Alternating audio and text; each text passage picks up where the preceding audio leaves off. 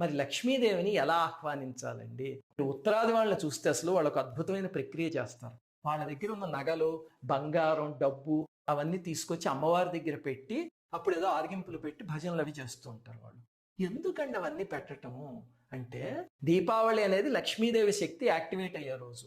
అప్పుడు మన అమ్మవారికి ఏం చెప్తున్నామంటే, తల్లి ఈ సంపాదించుకున్న ధనం కానీ, ఈ నగలు కానీ ఇవన్నీ నా నిర్వాహకం కాదమ్మా. నేను ఎంతటి వాడిని, నాకన్నా టాలెంటెడ్ పీపుల్ ప్రపంచంలో బోలెడు మంది ఉంటారు.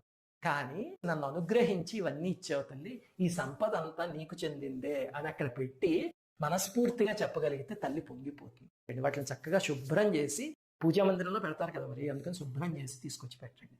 తర్వాత ఆ రోజు సాయంత్రం లక్ష్మీదేవి మీ ఇంటికి వచ్చింది అనుకుని షోడశ ఉపచారాలతో అమ్మవారికి పూజ చేయండి. అలా చేస్తే మీకు లక్ష్మీదేవి అనుగ్రహం తేలిగ్గా కలుగుతుంది. అందరికీ దీపావళి శుభాకాంక్షలు. శ్రీమాత్రే నమః.